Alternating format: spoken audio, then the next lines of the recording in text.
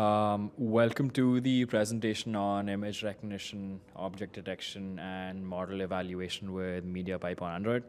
My name is Anant. I currently work on AI-based dubbing of videos at Google. In the past, I've worked on on-device object detection on Android. I'll be talking about MediaPipe on Android and how to leverage it to perform some commonly used vision-based tasks. Within the past few years, we've seen a pretty rapid rise in machine learning-based tasks, especially on mobile devices and especially on Android. Some very common examples are QR code detection, face detection for authentication, and these are generally done on device for a variety of reasons. In this presentation, we'll be learning more about MediaPipe, which is a pretty popular open source machine learning framework that is cross-platform. We'll be focusing on image recognition, object detection, briefly touching upon image segmentation, and finally looking at a bit on how we can evaluate models and customize them too. We'll also be looking at why we want to use on-device machine learning in general and where we may not want to do that. I also want to mention that I'm not speaking on behalf of Google or Alphabet here. So looking at the agenda, we'll first be looking at what MediaPipe is. We'll briefly be talking about what it is, what you can do with it, and so on. Then we'll move on to MediaPipe tasks and graphs. Tasks and graphs are at the base of MediaPipe for a lot of things, so I think it's pretty important to know what they are. We'll be looking on vision. We'll be looking at vision-based tasks, so which is the focus of the presentation. Remember, MediaPipe is cross-platform. It's not really generally limited to vision, but this is the focus of this presentation. Within vision-based tasks, we'll be looking at the big three or the popular three tasks that we mentioned previously, which are object detection, classification, and segmentation. Object detection generally is about how to detect objects within an image and detecting where their geometrical properties are and how big the object is. Classification is similar to object detection, but we want to classify a single image with a single label, basically telling us what is there in the image. And then towards the end of the presentation, we come to segmentation. Segmentation is something that's used all over mobile apps now. For example, if you're video conferencing with somebody and you want to blur your background, we're basically segmenting the face out of the body out and blurring the background. So that's another pretty interesting topic. Finally, we'll be looking at measuring accuracy and customizing models using MediaPipe. So we have a lot of models that we generally can use, but it's very important to evaluate them on our particular data sets to know which model to use in what scenario. And at the end, we'll briefly summarize everything we've learned in this presentation. So coming to what MediaPipe is, as I mentioned previously, MediaPipe is open source. It's a pretty popular open source machine learning framework, which can be used to build real-time machine learning pipelines. It's generally used for on-device machine learning, but there's nothing stopping us from using it on the server too. But it's optimized for on-device. It's extremely versatile, very customizable, can be used to perform tasks for vision, text, audio, and other generative tasks too, as we've heard recently. It enables real-time applications because on-device generally tends to be pretty low latency. Of course, there are trade-offs. So accuracy will be a trade-off, memory requirements will be a trade-off, and these models may use a little more power than normal on-mobile devices. The other great thing about MediaPipe is that it's cross-platform. So this unifies user experience and functionality regardless of the platform, which simplifies development and maintenance. So if you develop something for Android, you can expect it to behave similarly on iOS, Python, or the web.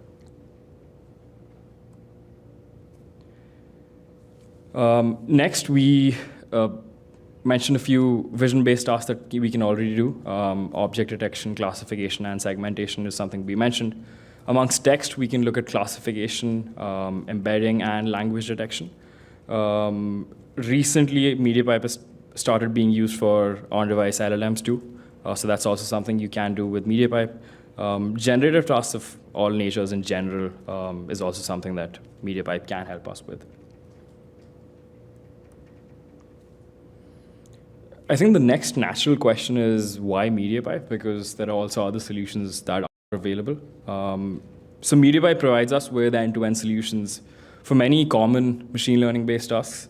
This can significantly speed up development. So for example, if you're trying to create an app that's focused on, let's take an example that I mentioned earlier on, video conferencing, and you want to blur the background, or you can talk about social media apps where you're trying to maybe put a filter on something.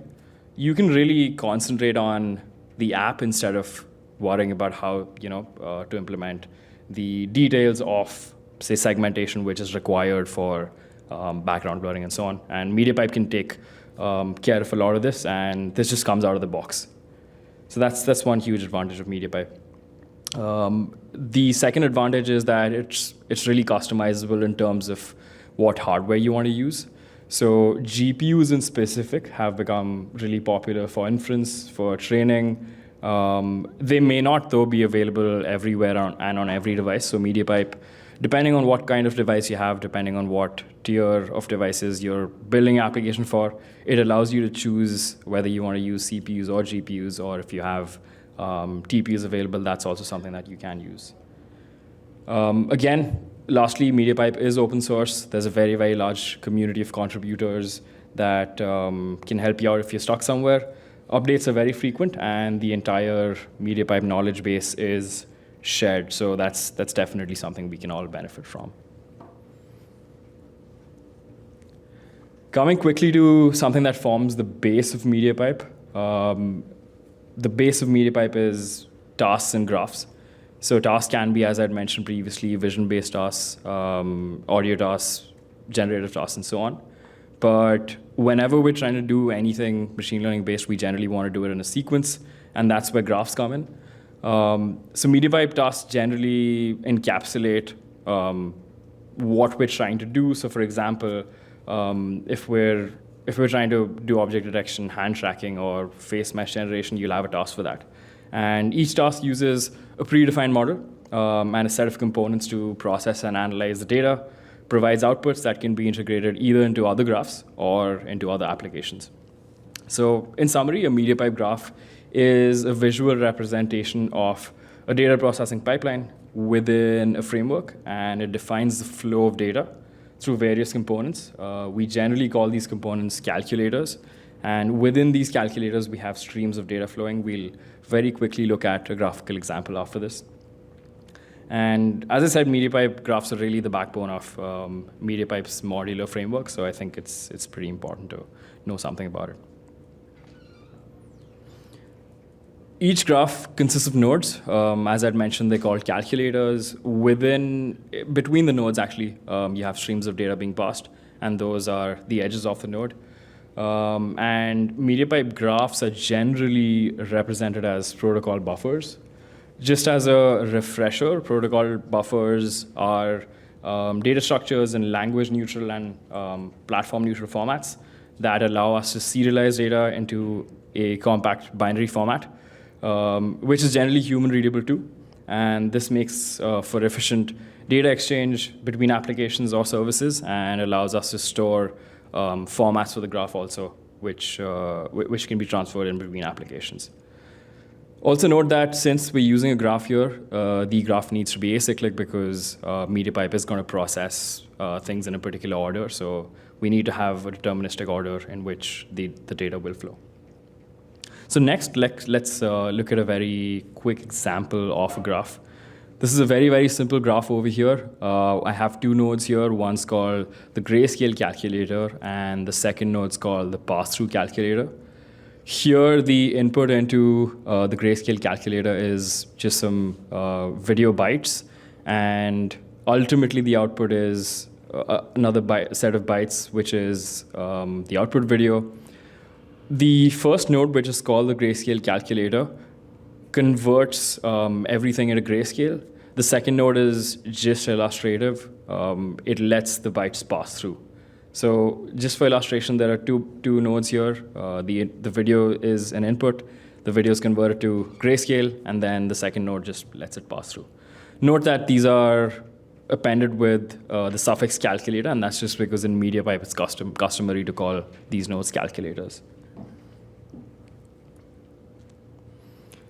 We saw those two nodes previously, and in this slide, this is a very small example of how these are represented in protobuf format. So you see that this is kind of similar to JSON, but here we have two nodes. The left one is the first node that we saw, which is called the grayscale calculator. The input stream, or the input edge to the node, is called input video. The output stream is called grayscale video, and this is, in fact, the input stream into the second node, which is the pass-through calculator. As I said, it doesn't really do much. It lets the bytes just pass through. And the output stream finally is called output video, which can be used by any downstream applications or any other nodes in the larger graph of things. So now that we know what a graph is and what tasks are and how they really integrate together, let's get into like the meat of vision-based tasks here, which are object detection, image classification, and segmentation. And we'll start off with object detection, see a few examples, and talk about a few things that we should keep in mind while detecting objects with MediaPipe. So when I started off, I'd mentioned that detecting objects is all about trying to locate objects within an image. Within an image, we want to specify objects of a particular class. We want to look at their geometry. We want to also look at where or how big those objects are. And we also want to see with what confidence measure MediaPipe has detected an object, because remember, models are not always perfect. So there might be mistakes that the model makes, which is why a confidence measure is important, which is the probability with which the model detects an object. Image classification is identifying what an image represents with a certain confidence from a set of classes that are predefined. Image segmentation, very briefly, is partitioning an image into distinct regions corresponding to different objects of different classes. Image segmentation generally is a little more computationally heavy because it's not like object detection where you're generally just detecting a box.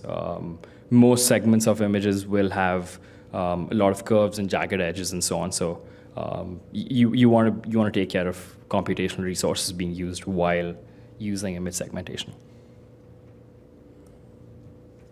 So in this slide, I have 3 images, and this is all, of course, from a single image. On the left, the leftmost image, you can see that this is the box that MediaPipe detects for this particular image. So that's what object detection is about: locating the object, telling us how big the object is, and giving us the coordinates of the object. Image classification is about classifying what the object is.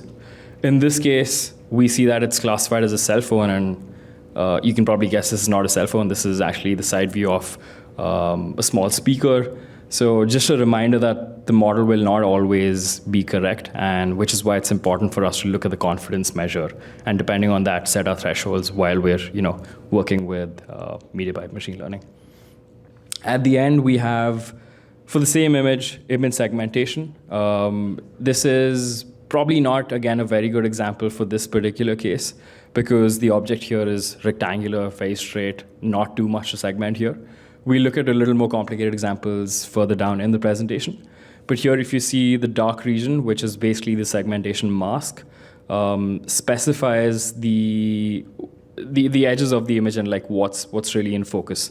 And theoretically, you could blur the rest of the image and just keep the segmented portion in focus. So that's where image segmentation is used. Okay, now let's start off by learning about object detection. We need to do a few things before we just dive into detecting an object within MediaPipe.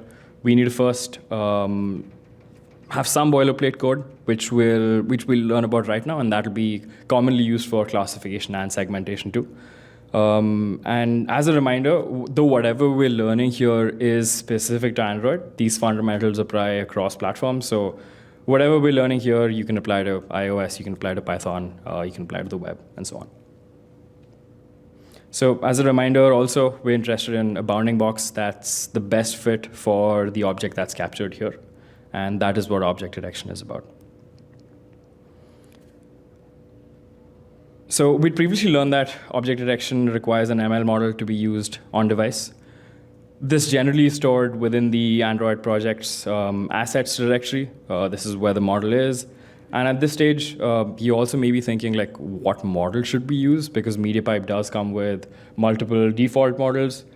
We will come to this later in the presentation, but choosing a model can be very, very nuanced. It depends on things like what device tier you have, what specific application you're trying to build, what performance constraints you have, and so on. So that is something that is important, and also a lot of the times we won't really have the luxury of building our own model. That's where Model Maker comes in, which I'll explain towards the end of the presentation, which we can use to train existing models with our custom data and really, customize a model to fit our specific use case. Most models that MediaPipe uses are going to be TensorFlow Lite-based. As a refresher, TensorFlow is a machine learning framework for building and training models. TensorFlow Lite, in specific, is used for small models, and these seem to fit the use case of on-device models pretty well. Remember that generally memory can be a constraint while working with mobile devices, which is why we want models to be as small as possible, as performant as possible, and of course, there will be trade-offs which we should know of.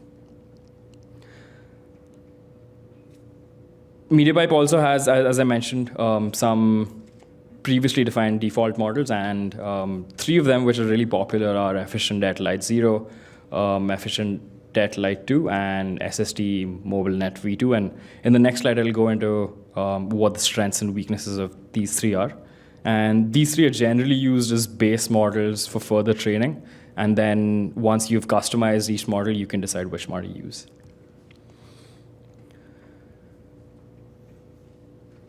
So as I'd mentioned, there are trade-offs while choosing a model. We have 3 models here. You can see that all of them have similar object instances, similar labels, but they're pretty different. So Efficient Lite 0 tends to be accurate, lightweight, strikes a balance between latency and accuracy. If you're looking for something that's very, very fast, you probably want to use the SSD MobileNet V2 model, which is very fast, very light, so really good for low-end devices, but accuracy will be a trade-off here. Efficient Lite 2 is in general very accurate, but will be slower and require more memory.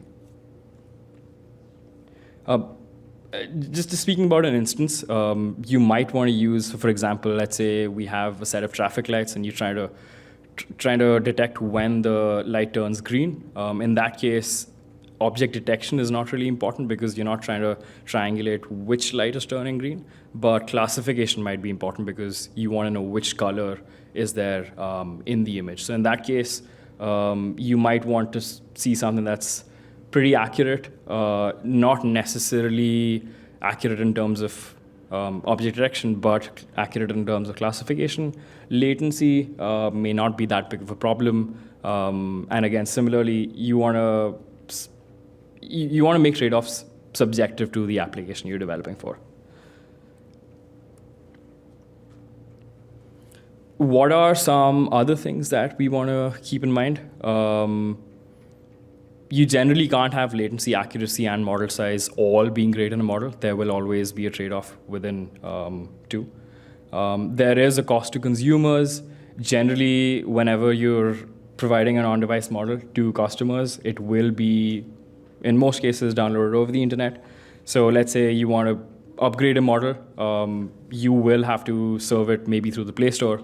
So you want to take care of the fact that a lot of consumers may not have access to a Wi-Fi network or data. Data may be expensive in a lot of areas and so on. So that's some cost that we have. Different models also use different amounts of power. You might have a very high-end device which may have great performance, generally very, very fast, but then it might affect the battery life too. So this is also something that we should really evaluate before deciding what model to choose. And of course, the accuracy also depends on, as I said, the use case that you're trying to build for. Integrating with MediaPipe is what comes next, and it's fairly easy. So talking about Android, you just need to include a Gradle dependency. You can include com.google.mediapipe tasks and get the latest release that way. Whichever model you choose, as I mentioned, needs to be stored in your project's assets directory. You can decide which hardware to use, CPU or GPU, and this again depends on what tier of device you're using. And this can be configured with something called base options, which we'll have a look at in the next slide. But all in all, generally with MediaPipe, there's very little boilerplate code, and that's one of the strengths of MediaPipe. I'd mentioned base options in the previous slide, and in a couple of slides, we'll see how this ties together with the image detector, with the object detector, and how this is also used for segmentation, in fact. So the base options builder lets you decide whether you want to use CPU or GPU. This is also the place where you can define where the model is to be read from, and this is the TensorFlow Lite model that I just mentioned previously. Again, base options here, code-wise, is Kotlin specific, but as a reminder, since this is cross-platform, you will also have base options in Python and the web. I would encourage you to use or try this out through Colab, because that's the easiest way to actually try MediaPipe out. Now we come to object detection and how to really use it within Android. So to use MediaPipe's object detector, you need to set up object detector options. Within object detector options, we have base options, which we'd already discussed. We have the running mode. So MediaPipe will behave slightly differently if you're detecting objects on either images or video or live stream. So that's important to set according to your application. Max results is something we want to set because most of the times we will want only a small subset of the results. And this is because calculating all the results may be pretty computationally expensive. Moreover, getting all the results will involve a lot of results with a low confidence probability. And you necessarily do not want all the results because even post-processing is going to take a lot of time and resources. The score threshold is what I just mentioned, the minimum confidence probability that each result should be filtered on. You generally don't want results with very low confidence. Of course, this also depends on what kind of application you're building. You may want multiple detections for a single object in some cases. And this is also generally the threshold that we tune, and this is related to precision and recall, which we will come to when we're learning how we can evaluate machine learning models. This is a diagrammatic representation of what we just talked about. So to build the object detector, we need base options, as I talked about, which can let you set either the CPU or GPU as the hardware which you want to run the model on. The maximum number of results, again, this generally is kept a small number because you don't need all results. Threshold is something you can tune according to your application. And then we come to the allow list and deny list. If we specify an allow list, only objects with categories that are part of the allow list are filtered through to the final result. Whereas if we use a deny list, objects with categories that are part of the deny list are filtered out of the final result set. So an example here could be you may have a sensitive image.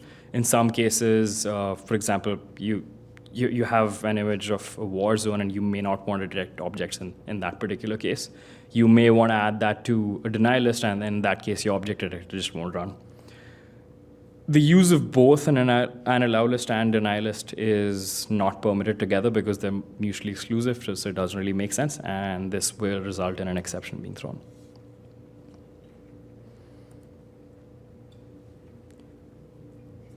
Okay, so this is how we set up the object detector. We have the base options. And while preparing an image for inference, we need to convert an image to a MediaPipe image format, which is called MP image. This is an immutable image container, and again, this is cross-platform. This will also be there in Python and the web and iOS. This is fairly easy to convert in Kotlin using the bitmap image builder. And once we have this MediaPipe image, we can run inference, and that again is fairly simple. We have object detector.detect, which is a very simple call. We have something called image processing options, which allows us to pre-process the image if required. So for example, if you have a very large image and you want to focus on detecting objects just in a particular corner of the image, for example, you have the option to crop out the image and just focus on that instead of detecting objects all over the image, which can be very computationally expensive. Another example is, let's say you want to rotate the image. You can rotate the image before you actually detect objects on it. So that's where image processing options comes in, and set region of interest is what I just talked about, where you can crop the image before processing it. How do we get the results once we performed inference? This is also fairly simple. We get back a list of detections from the detector. Each detection has a few important things. The bounding box for a detection, which is basically the coordinates of the detected box. We can infer the dimensions of the detected object's box from this information. The score, which is the probability of the detection being what actually it is. And this is generally, as I said, what we want to tune our thresholds on. The display name is just a human-readable string for a detected object, and this is pretty important because we sometimes want to display to the user what the object actually is. And this, of course, also can be customized. You do not need to stick with MediaPipe's version of the string. If you're training your own model, you can specify this on your own. So here are some real-world examples of object detection. These are 4 images from my room. This is using the efficient TET Light Zero model. Starting from the left, that's me taking a picture of my own reflection on my TV. In my opinion, this shows how well the model can work. In this instance, so I'm just showing the highest probability object in each case. It still detects that a person is in the reflection, and the probability is not low. It's pretty high. It's 62%. So I think that's a pretty good example of the model working, even in cases where it's not super clear what the object is and what's in focus. The second image is actually pretty interesting. The second image from the left, it has a couch and it has a guitar. In this case, the model detects the couch with bounding boxes that are not super accurate, but the confidence is around 66%. It interestingly did not detect the guitar as an object with very high confidence, or higher confidence rather, than the couch, even though in my opinion it's more prominent than the couch. The next image is a very low light image, and this also surprised me. The model does pretty well. It detects my laptop with a confidence that's, again, higher than 50%, and it gets the label right too in this case. The last image has 2 books on my coffee table. For folks who play guitar, that's a pretty great way to learn the fretboard pretty fast. It detects the book that's towards the end of the image, and the confidence is not very high, not as high as what we saw in the previous slides, but it's still 58% and detects the bounding box, at least of the book, pretty well. So these are examples where the model did pretty well.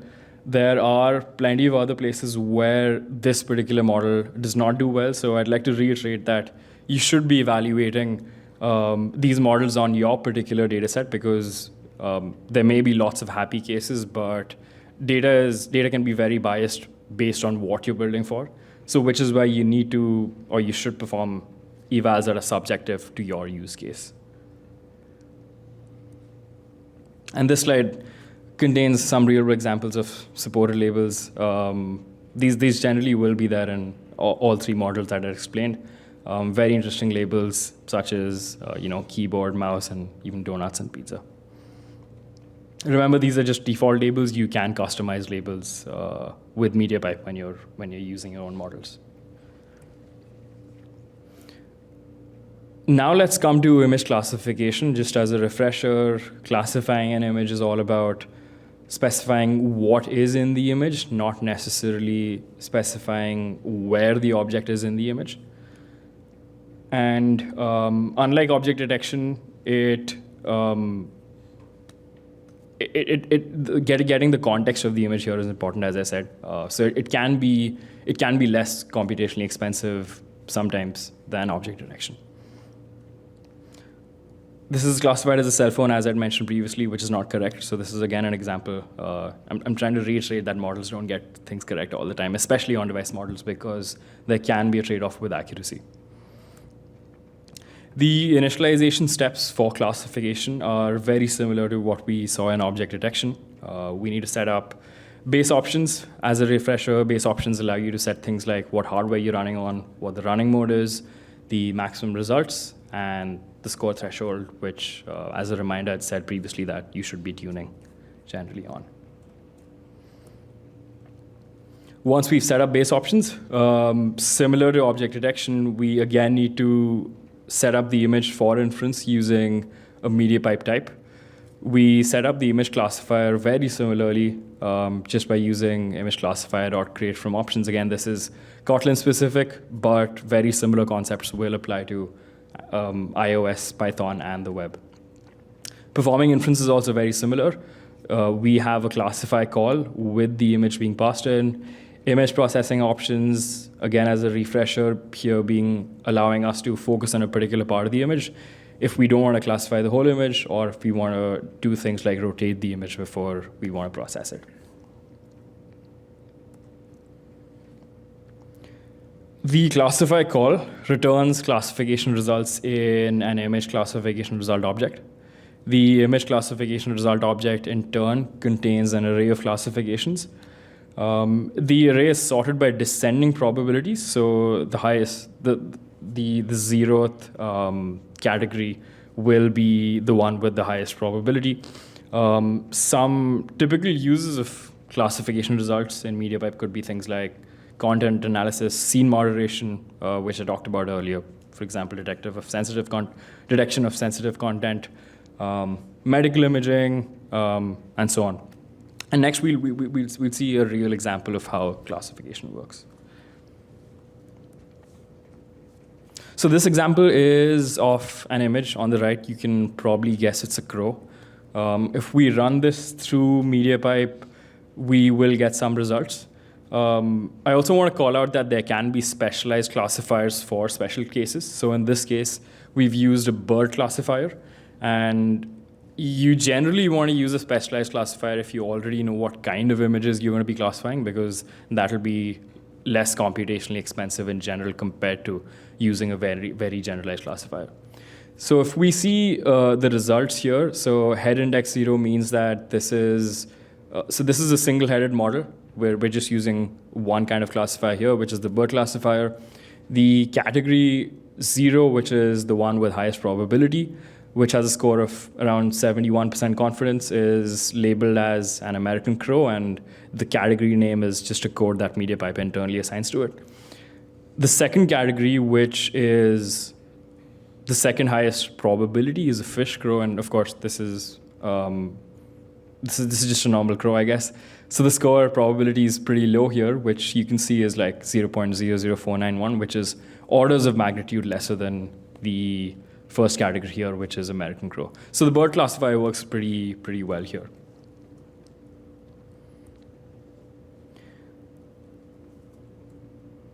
Now we move on to image segmentation. As I mentioned, segmentation is the process of partitioning an image into a particular area of interest. This is just an example where we wanted to focus on the object here. So we have a segmentation mask, which segments out the object here, which is a speaker, and then you can do various things like blurring the background or just erasing this particular object. And that's how like a lot of popular social media tools work. They segment an image and then do something with the segmentation masks. Regions may not be rectangular. As I said, they're very often curved. And segmentation on an average is, in most cases, more computationally expensive than object detection and classification. Again, to segment an image using MediaPipe, we go through similar setup steps. We have base options, which are used to set up the model path, the running mode, and then we have image segment options, which is specific to segmentation, so it's not very similar to what we had with image classification and object detection. Let's see an example. So even with segmentation, we can have specific models that focus on segmenting specific parts of an image. And that's because segmentation can be, as I said, computationally heavy. So you want to have a model doing the specific task that you've chosen. For instance, there can be a segmenter that focuses on, say, segmenting humans from an image. Another one could be focused on maybe segmenting only furniture out. Yet another one could be something like something that segments only human eyes out of the image. And this is very popularly used in social media where you want to put glasses on a person, for example. So all of these have various applications. And image segmenter options is something that's used while segmenting an image using MediaPipe. We have two important settings here generally to make use of. One's the output category mask, which when set outputs a binary segmentation mask where each pixel wins metaphorically if it's a part of the chosen category. The chosen category here refers to the category that the segmentation model is focused on. The other option that we make use of is setting the output confidence mask, again, which takes a Boolean. When set, outputs a mask per category as a float value image, where the value represents the confidence score map of the category. Just like image classification models, segmentation models can be multi-headed, just that generally when you have multiple heads on a model, it will be slower. And we shortly see real examples of segmentation. So once we've created an image segmenter options object, we can go ahead and initialize the segmenter. We just use the .segment call to segment an image with image processing options, and this is, again, the same as what we had with image classification and object detection. You can pre-process the image if you want before segmenting it, and this can result in better performance. How we get back the results from the segmenter are using the image segmenter result class. It contains an optional MediaPipe image, which is basically the category mask, which is the mask that can be used to perform all follow-up tasks. So this is, in fact, the segmentation mask that we get from MediaPipe. You also get the quality scores for each mask per category, and this is within 0 and 1, so this is the probability of the confidence mask. So now that we've learned a bit about segmentation, I want to talk a little about what factors go into selecting a model for segmentation. As mentioned previously, segmentation can be computationally intensive, and hence choosing models specific to your particular task is important if possible. If you're choosing a model that is as generalized as possible, know that latency and memory requirements will likely be a trade-off. In some cases, pre-processing on images can be done. For instance, let's say you're working on a use case where images are stored for some time before a viewer can view them. You might want to segment images offline in a batch, and that may just be faster than individually segmenting each image in real time. And as a refresher, especially for segmentation, it's a good idea to evaluate your own models, or if you're using a predefined model, on your own customized dataset, because the way a model performs can be different based on what context you're using it in. Now let's see some real examples. So here I have a synthetic image. I have two models that I'm using. One's the hair segmenter, which is on the left. One's the DeepLab V3 segmenter, which is just a generalized segmenter on the right. The hair segmenter model segments out the person's hair in this case, and it's pretty accurate, as we can see in this particular case. Multiple use cases for this, such as social media apps or shopping apps where you may be trying to color a person's hair and so on. So that's how the hair segmenter model performs in this particular use case. You see that it doesn't really segment out the face, it just focuses on the hair. So it's pretty well suited for that particular use case. The DeepLab V3 model is more generalized. It will generally be slower also than the hair segmenter model because it's not trying to focus on a particular area. This is a good example of maybe video conferencing where you just want to segment out the person's face and you want to just blur the background. So you can see that there's kind of a silhouette around the person. It's not super accurate, and that's because it's a generalized model. And yeah, these are examples of segmentation, and this is also to say that your segmentation boundary will not always be rectangular. It can be curved and generally has jagged edges and so on. Even if you don't have access to an Android device for development, these models can be accessed through Colab, so I would encourage you to try them out just online. So we've learned a fair bit now about MediaPipe. The question also is, where do we get models from? Because always creating our own models from scratch may not be possible. We have a lot of alternatives. MediaPipe, the GitHub repository, has a lot of alternatives to start off with, and there are lots of different kinds of models. For example, face detection, pose tracking, iris tracking, object detection, selfie segmentation, and so on. It's always a great idea to evaluate these pre-trained models and see how they suit your particular use case before you actually use them. Kaggle is also another great source. Kaggle seems to have some very, very specialized models. For example, the bird classification example that we saw here was through that model. We also have things like food classification model and, for some reason, a celery detection model. So lots of very varied models that you can find on Kaggle. So all this while, we've been discussing that MediaPipe is generally used for on-device machine learning. Let's quickly see why on-device is important. I think the first thing is that on-device can be incredibly performant. On-device models provide some immediate feedback, and latency is generally very low. Reduced dependency on network connections, so not all areas have Wi-Fi or great networks, so you generally don't need the client to be online. They're generally private and secure. By keeping data processing local, we can we generally can win trust of consumers, and you don't really need to send everything to the server.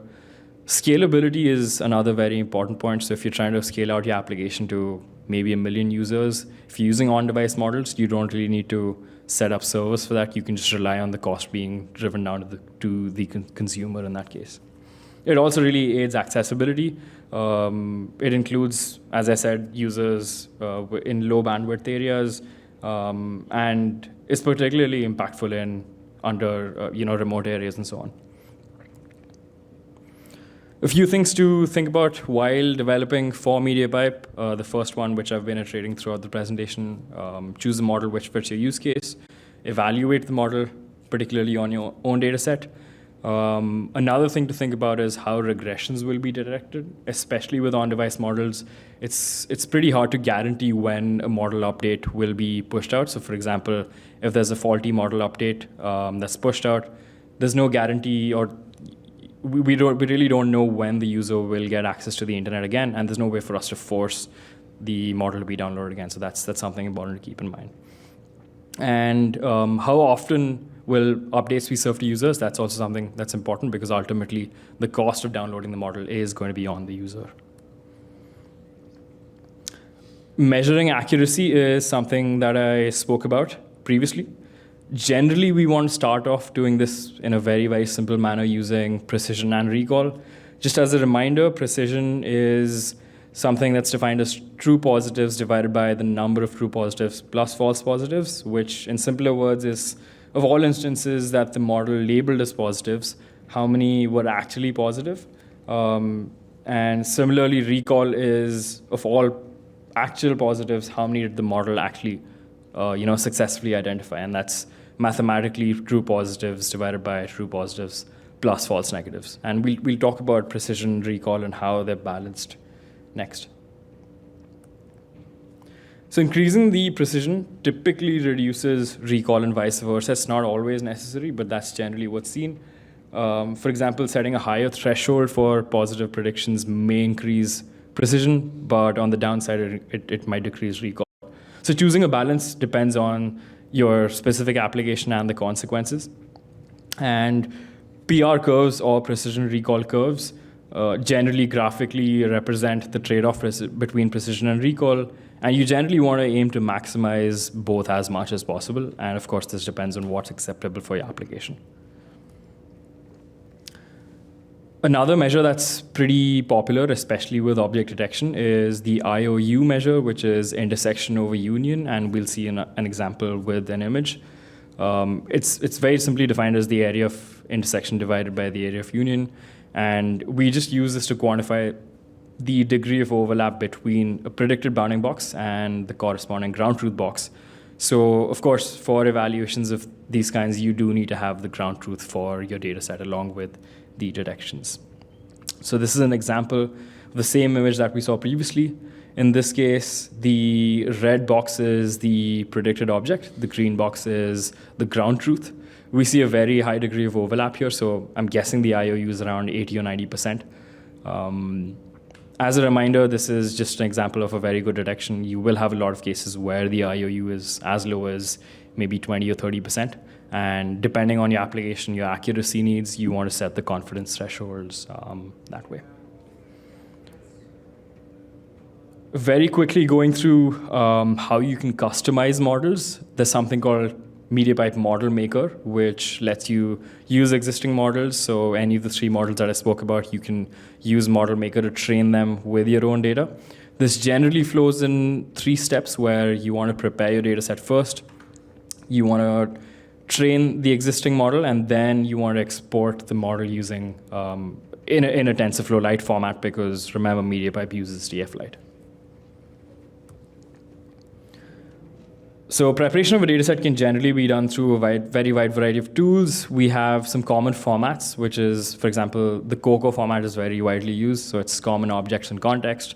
Pascal VOC is another format that's pretty commonly used. COCO is just a JSON format with some labels and annotations for images, and that's what you can use to train the model.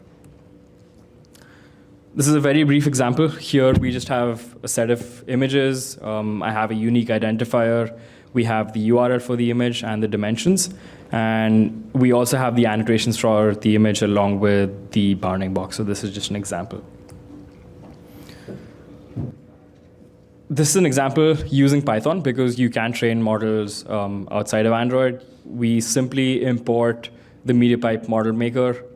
We load the training data set. We also want to earmark some portion of your training data set as validation. So generally, this is maybe 10 to 20% of your data, which will, after training, be used to evaluate how good the model is after it's been trained. You can retrain the model pretty easily, again, using the object detector. And we just specify the training data as we'd gotten, and this is again in the COCO dataset format. A part of that is the validation data. The options can be specific hyperparameters, such as the learning rate, the epochs, and where you want to store the exported model. And then, of course, you want to evaluate the model and see that it matches your particular constraints. Generally, the COCO metric that's used for evaluation and that's important is the average precision metric. And once that is to your liking, we can stop training and we can export the model using just the export model function. So just to summarize what we've learned here, MediaPipe is multi-purpose, it's versatile, cross-platform, and it helps us build machine learning pipelines in real time. It's open source. This has huge implications in terms of support, in terms of developer community and experience. Generally, lots of people around who can help with questions. MediaPipe comes with pre-trained models. There's lots of code that can help you get started. And by virtue of being open source, a lot of the models that are there on Kaggle and GitHub will be compatible with MediaPipe. This makes it extremely important in general in the ever-changing world of machine learning. We also finally just saw a couple of slides back what Model Maker is, and that is a tool that you can use to customize your own models. And of course, you should evaluate those models on your own data sets before deciding on what to use. Thank you so much for being here for this presentation. I hope you've had a chance to learn a little more about MediaPipe and on-device machine learning in specific. I can't wait to see what all of us build with the power of on-device ML. For the greater good of the world. And thanks again, and have a wonderful rest of your day.